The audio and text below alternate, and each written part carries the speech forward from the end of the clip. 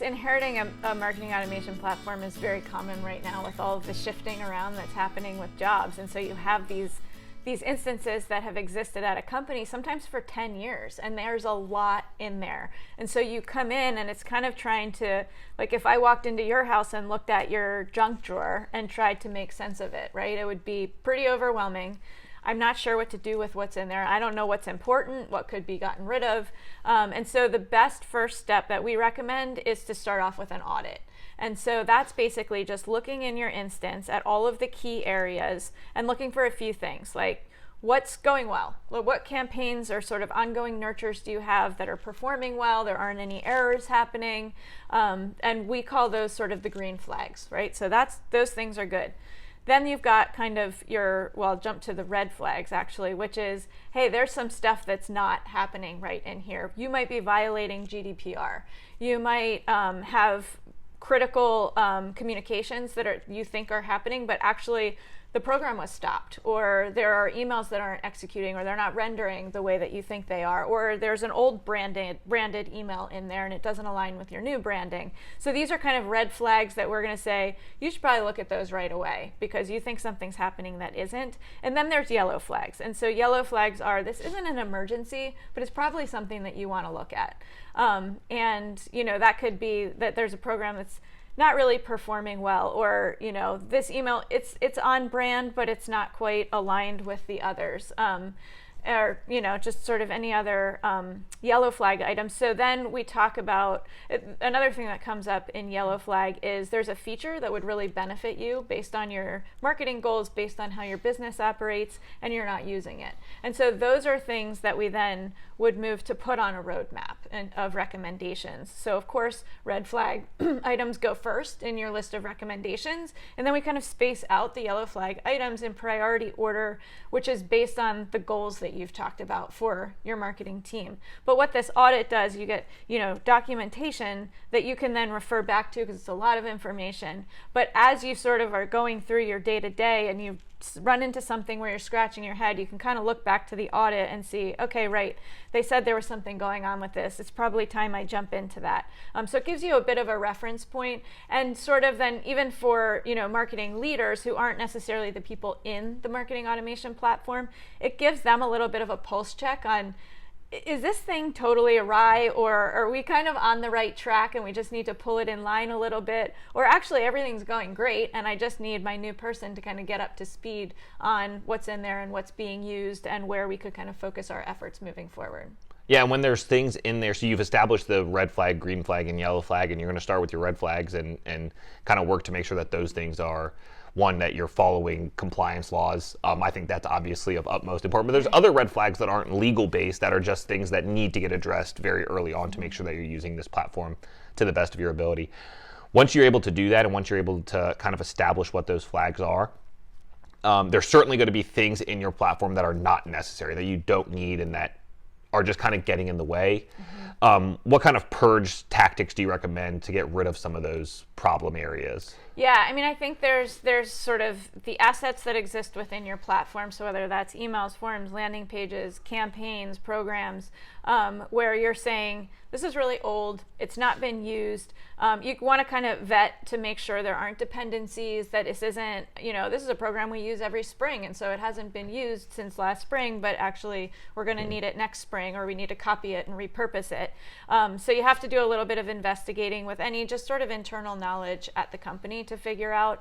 You want to look at the dependencies to make sure it's not used, if it's an email, it's not used in a program that you didn't realize that it's used in. And then you kind of think about contacts a lot of times, right? Do we have a ton of contacts in there that they were hard bounce backs, they were global unsubscribes, or they've just not really been responding to any of our marketing?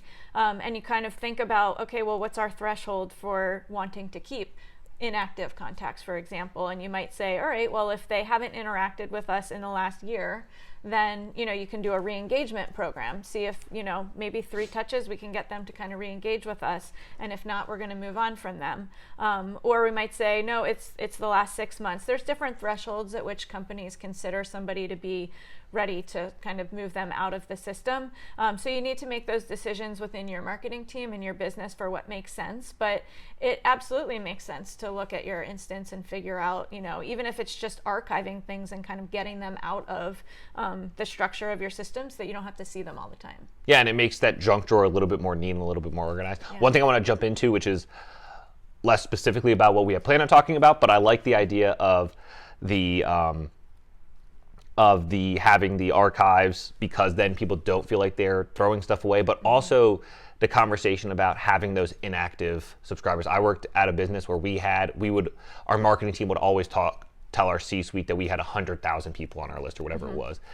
And when I first came in and inherited this program, I was like, but wait a second, 80,000 of these people haven't opened an email in 3 years. Oh my gosh. It's like, do those people count at, Right. like, we're telling the people we have 100,000, and then also, from a reporting perspective and from a confidence perspective, we're reporting that we have a 2% open rate. But to me, those 80,000 people didn't count anymore. Yeah. Because it had been 3 years that they hadn't engaged with us. Right. So really our open rate was much higher for the people that actually, that much smaller list of 20,000. Right. So I think the other piece of that is also, if you think you're marketing to 100,000 people, for example, but in reality you're only marketing to 20,000, your goals and efforts could change there.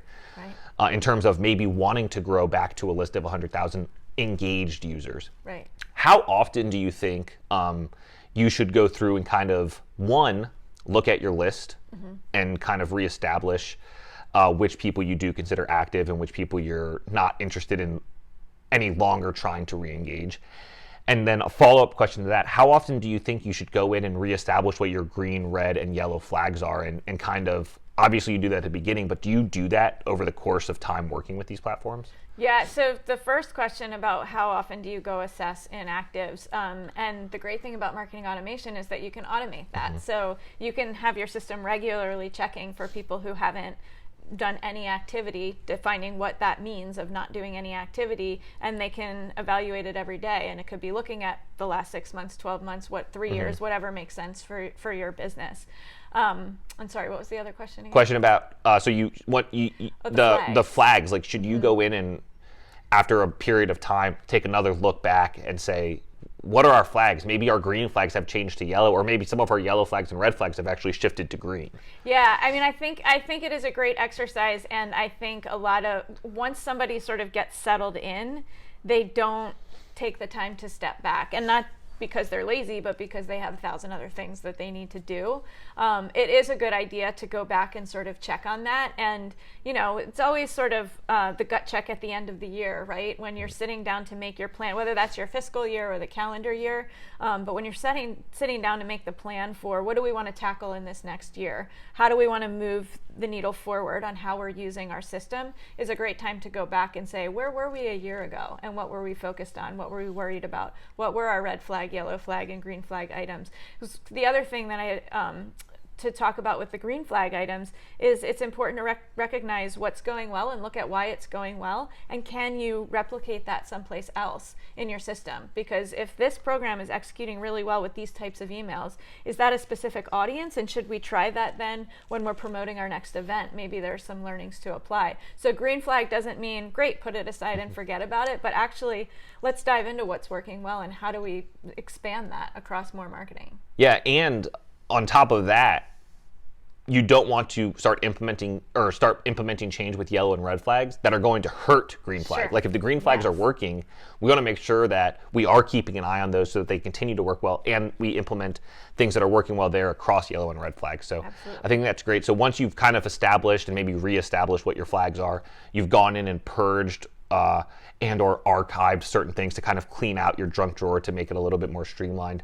What's the next thing that you can do when you're inheriting a marketing automation platform? So a lot of times the reason for inheriting a platform can revolve around some sort of restructure at the business. As you mentioned, either the company was purchased by another company, or you purchased another company, or business units shifted around. There was centralized marketing to decentralized marketing, all kinds of reasons. And when that happens, a lot of times the way that you've organized your marketing automation platform in terms of folder structure and naming conventions, which of course then impacts a lot of times how you're reporting.